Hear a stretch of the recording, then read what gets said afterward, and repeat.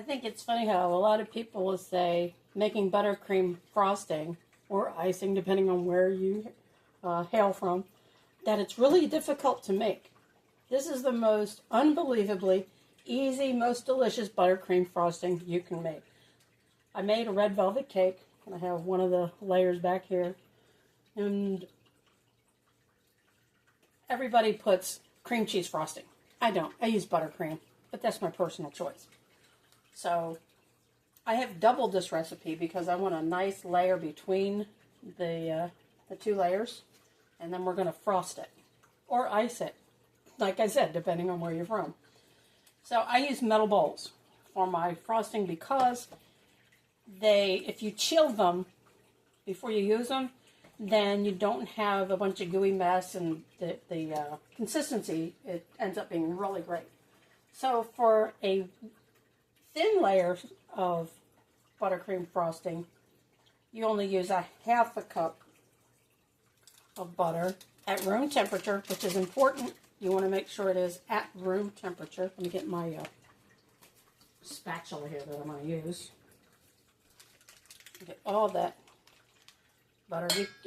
Salted, unsalted, it's whatever your preference is. It doesn't make really any difference taste-wise. If you're trying to keep the salt content down, use unsalted. I use unsalted. So this particular butter came in little quarter a cup sections, which is nice. So I just used 2 of those.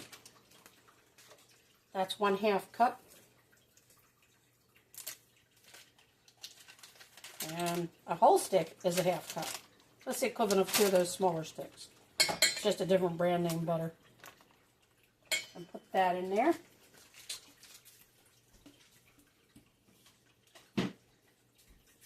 Now, a lot of people will use a stand mixer with the paddle.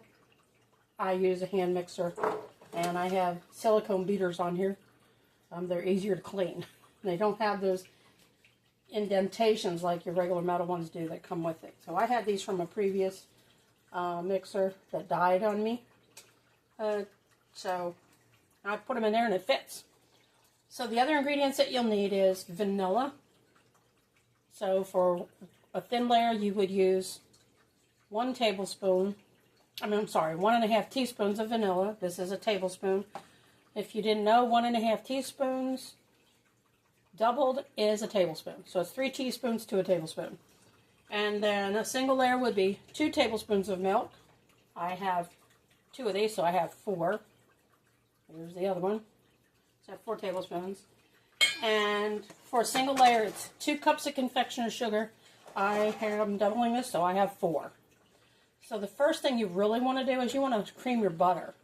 If you've never heard that term before, it's just where you turn these soft sticks into something creamy.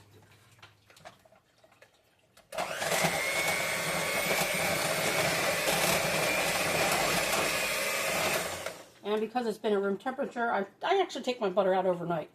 And as you can see, it's all nice and creamy. The next thing you want to do is you want to take not all of your confectioner's sugar. You want to do it in increments. So I will take about a quarter of it, put it in the butter, cream that together.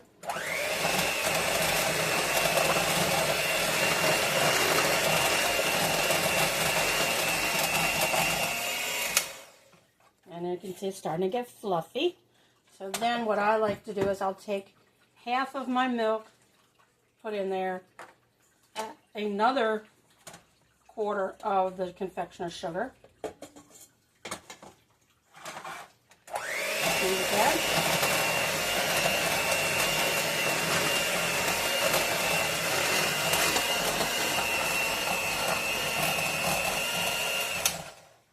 And now it's getting that frosting kind of consistency. I call it frosting because I'm basically, and I'm going to put the vanilla in now with the remaining milk and the rest of the sugar. Powdered confectioner's sugar.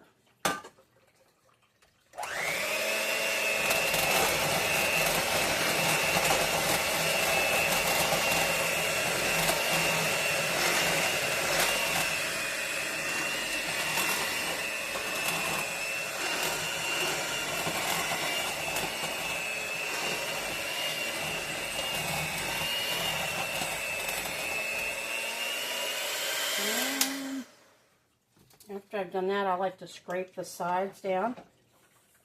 Again, I have a silicone spatula that I use. Also, you want to use that for my icing knife or frosting knife. I call this buttercream frosting.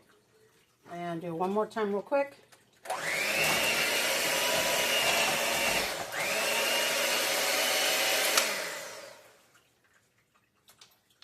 That, oh my goodness, everybody has to do this, right?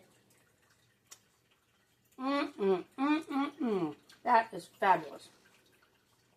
Remember when I was a kid, we used to fight over these beaters. So that is how easy buttercream frosting is. It's nice and creamy. It's almost like restaurant quality and consistency. So then, when you're frosting the cake, let me move this out of the, put this over to the right. I'm a lefty, so I have to rearrange things. And then you want to take a good dollop, and you're going to put the flat sides of the cake together. So the top will be domed like you see on a regular cake, homemade cake. I'm going to put that in there just like this. This is so creamy. You also want to make sure that when you are frosting or icing a cake, whichever word you choose, that you want to make sure that the cake is completely cooled. You cannot put a buttercream frosting on a red velvet cake if the cake is still warm. This is completely cooled off, room temperature. There is no heat coming off of this cake. And as you can see, I put about a good 1/4 inch of the thickness of this frosting on here. And I'm going to go get the other half.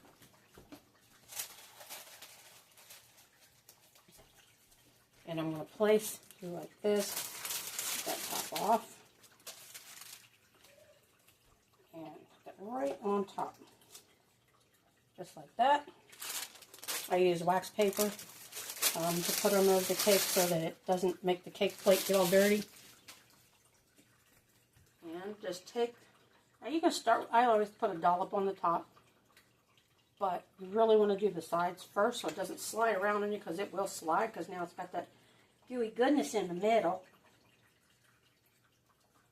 Now, some people will put food coloring in their frosting.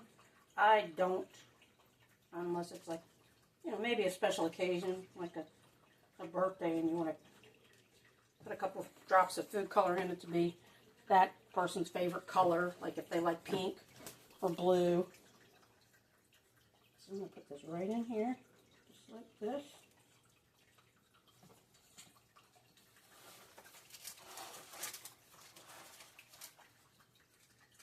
Turn it around.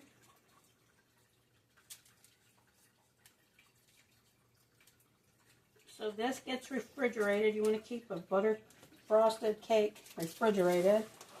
So that what I'll do is I'll pop this in the refrigerator for about an hour or so and let that frosting kind of set on the cake. Like this. I had a friend request this. I actually had made one a while back, and I shared a couple pieces with her and her son, and she texted me one day and said, "My son wants a red velvet cake. Can you make him one?" I said, "Okay." So here I am, making a red velvet cake for my friend's adult son. He's like in his 20s. But apparently he really loves red velvet cake, but he likes my red velvet cake. That's what she told me. She said he's had red velvet cake before, but something about how I make it, he really likes. So I guess that's a plug for a positive review. And knowing that he has a sweet tooth, that's why I use the extra frosting on this cake. That's why I did it this way. The sides aren't real thick, but when you make a cut of this, and you cut it open, it'll have a nice thick layer of cream inside, which is, that'll satisfy his sweet tooth, hopefully. And this will keep, this frosting will keep, say if you don't use it right away, you can keep it refrigerated for up to 3 to 5 days. Same way on the cake. I'm sure that our son being an adult, that this cake won't last very long. So I'm just going around, make sure I don't see any of the red. I want the frosting to be on there. And as you can see, that's why I used the wax paper for the base. Because then it's easier to clean up. So that is the easiest buttercream frosting you'll ever make, and the most delicious.